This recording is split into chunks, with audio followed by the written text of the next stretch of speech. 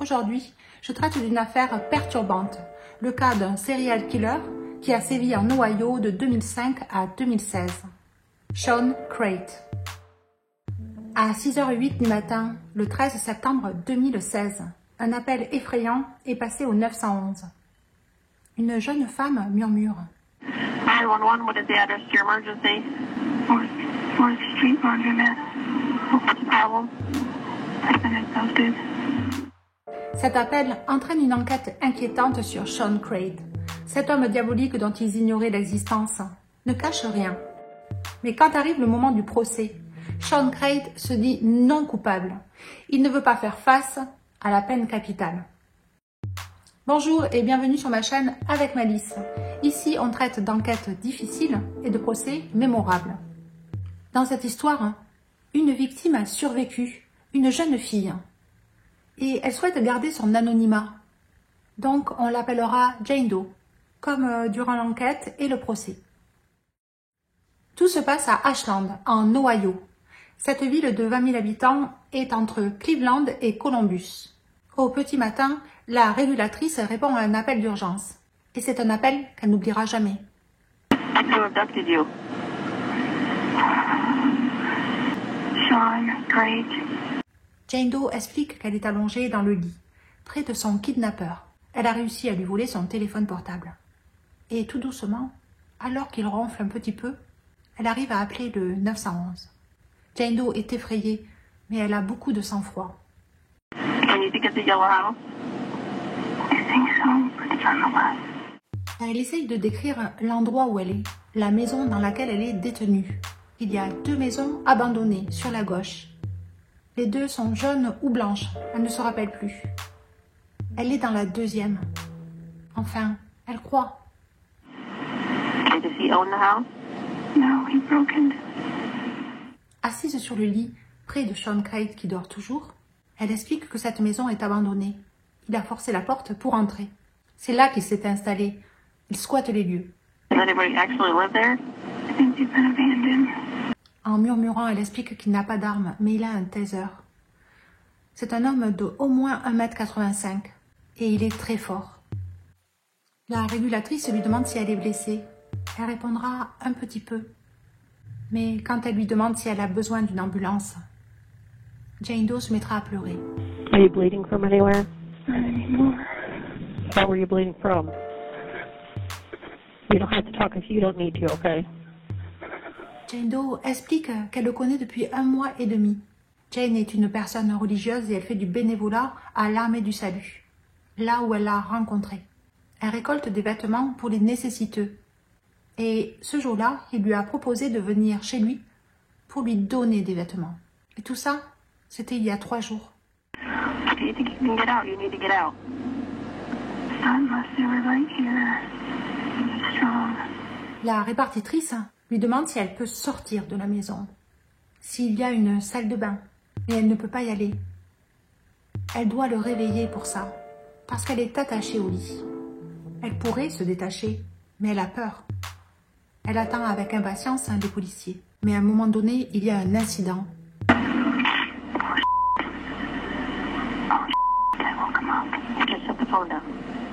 Pendant les 7 minutes de conversation téléphonique, Jane a réussi à se détacher. Elle a bougé silencieusement du lit pour en sortir. Mais là, elle a enclenché le taser.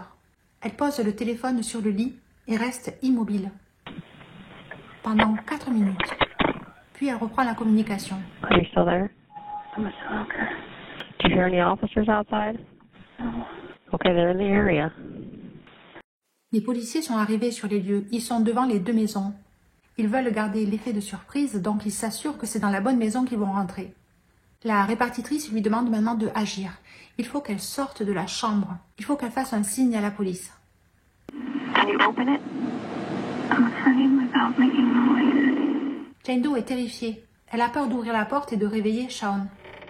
Tout doucement, elle se dirige dans le couloir.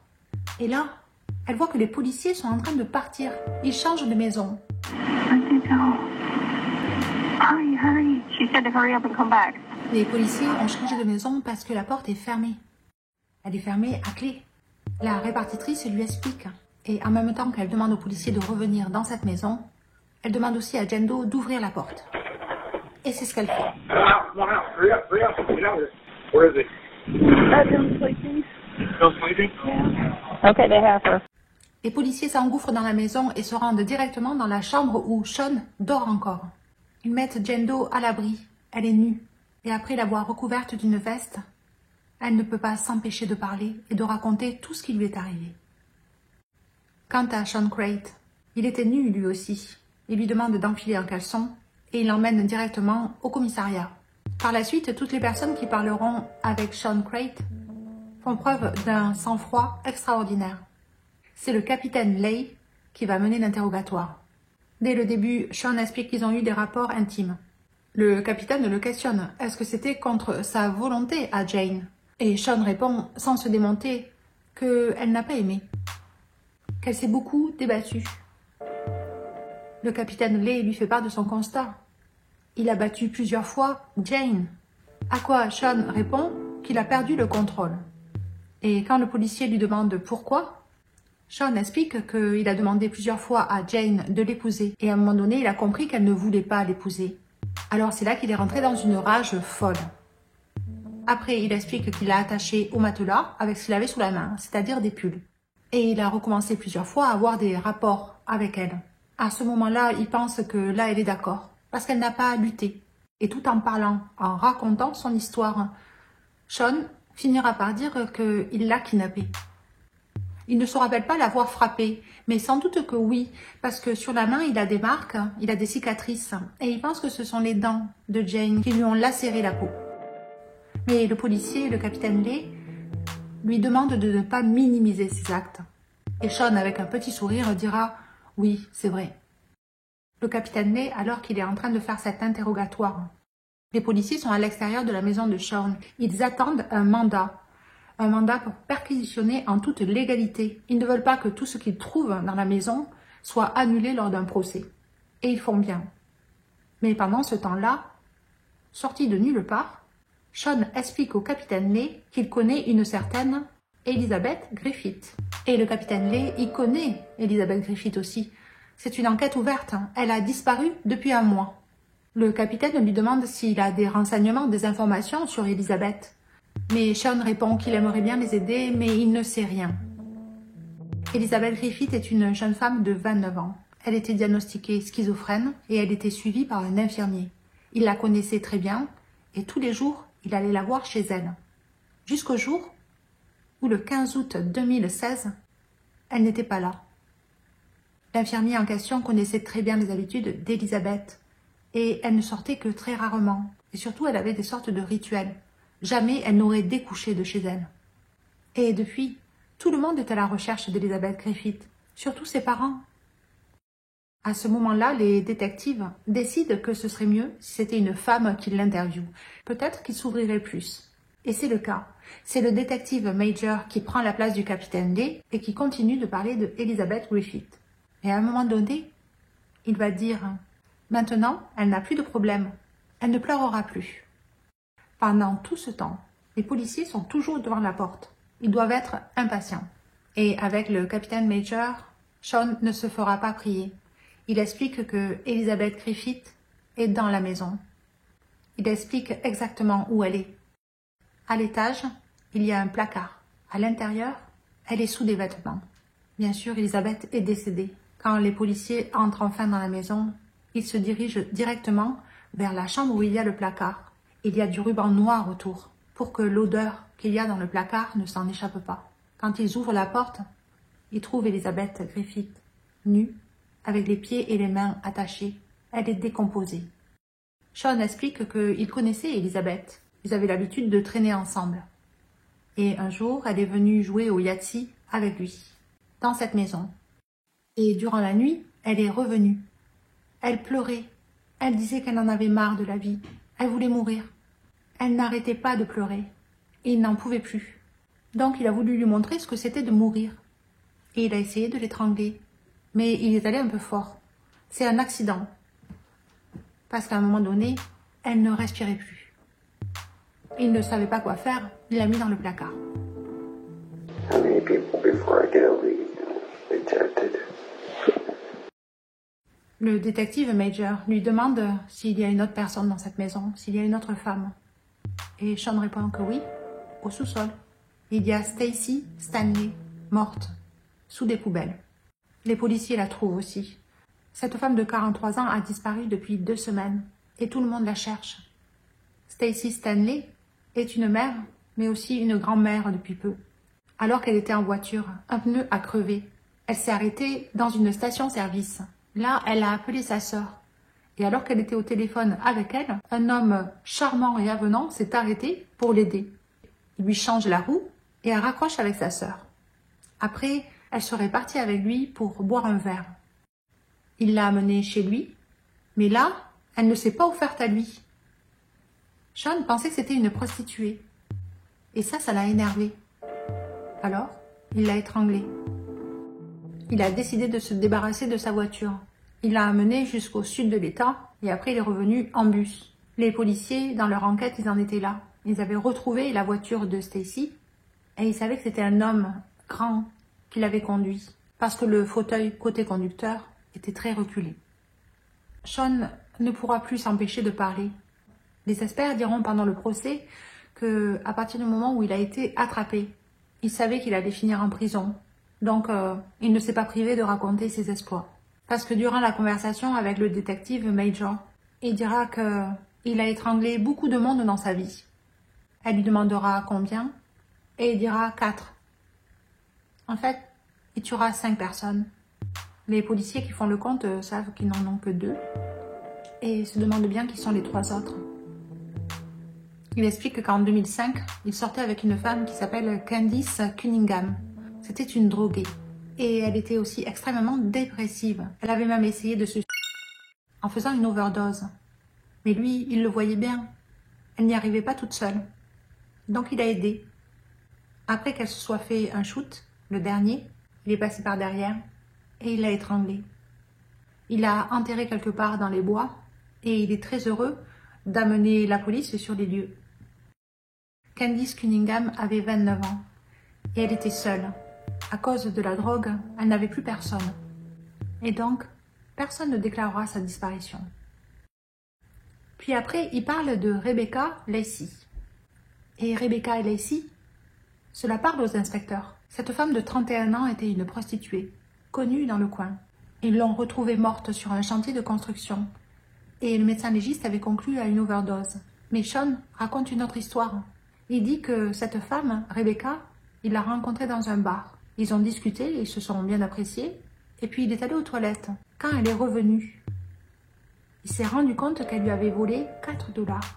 Et ça ne lui a pas plu. Il l'a amenée sur un chantier de construction et il lui a fait prendre toute sa drogue, avec de l'alcool.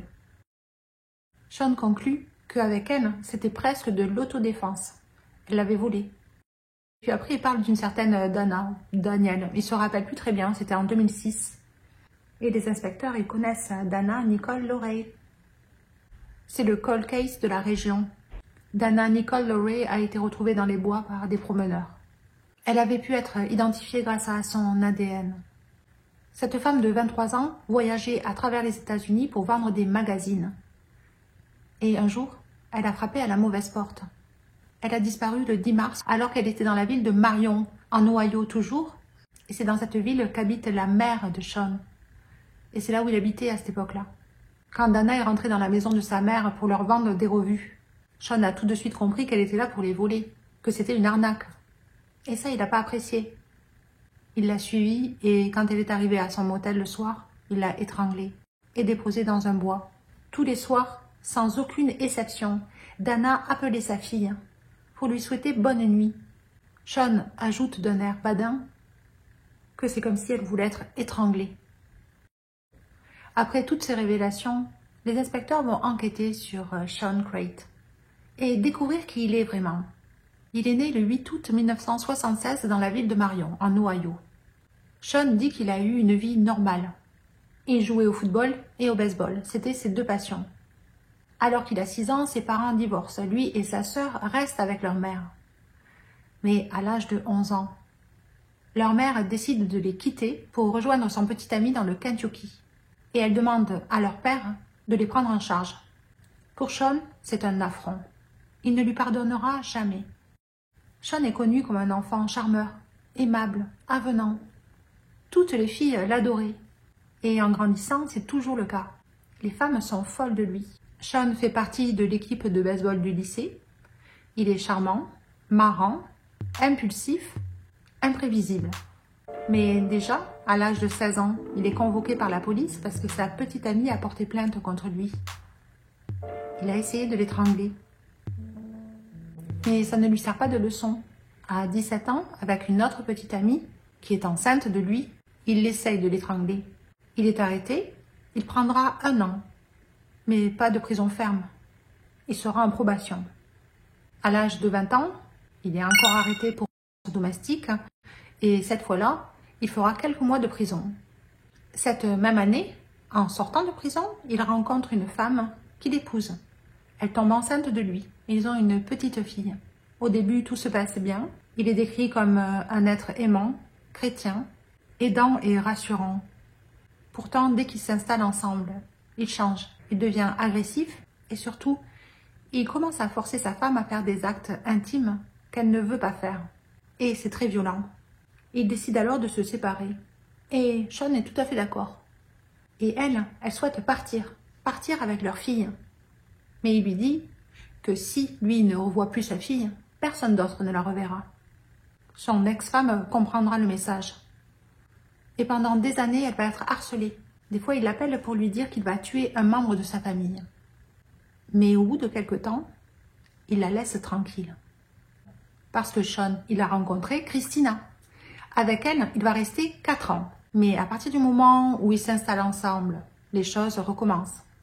Il la frappe,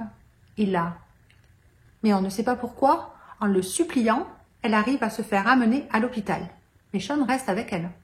Le personnel soignant arrive à le faire sortir de la pièce pendant l'examen. Et là, elle explique tout ce qui s'est passé. Et de suite, un mandat d'arrêt est émis contre Sean Crate. Il ne le trouve pas. Au bout de 4 jours, quand elle sort enfin de l'hôpital, Christina se rend chez elle juste pour nourrir ses chats, parce qu'elle a décidé d'aller vivre chez ses parents. Elle a trop peur. Mais quand elle arrive chez elle, elle se rend compte que des choses ont changé. Mais en fait, Sean, il est là, dans l'appartement, dans le canapé, pas à côté ou en dessous, non, dedans. Elle s'en aperçoit, elle appelle la police et il est attrapé. Il prend 4 ans de prison, mais il ne fera pas les 4 ans. Il sortira un petit peu plus tôt. Sean Crate n'a jamais voulu travailler. Il préfère vivre comme un marginal. Pour manger ou pour tout le matériel dont il a besoin, il vole.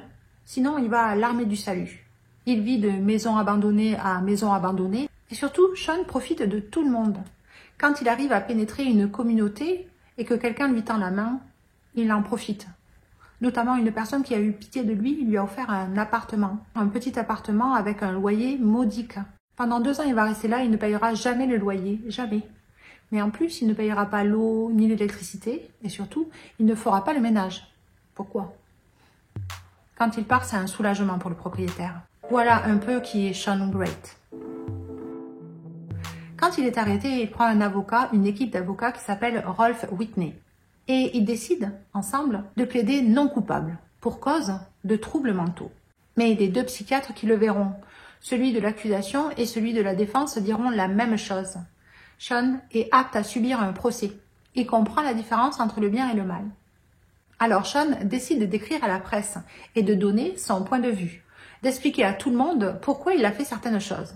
La lettre la plus mémorable, c'est quand il explique que tout cela est une injustice. Le gouvernement américain ne lui donnait en ticket repas que 197 $, alors que certaines de ses victimes avaient jusqu'à 700 $. Et ça, c'est pas normal. Son avocat, Rolf Whitney, fera tout pour qu'il arrête de parler ou d'écrire aux journalistes.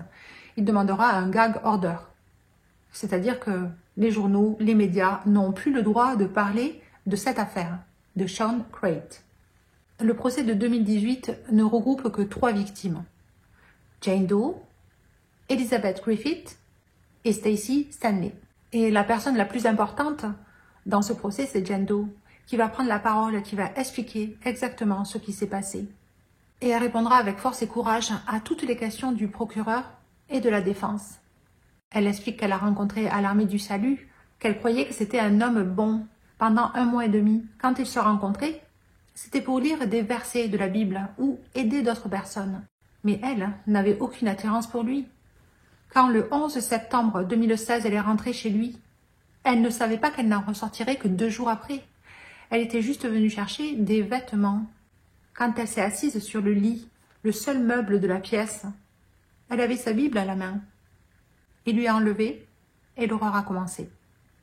Durant son témoignage, Jane Doe relate les faits et nous transporte dans la maison de l'horreur. Quant à la défense, eux, ils n'apportent rien.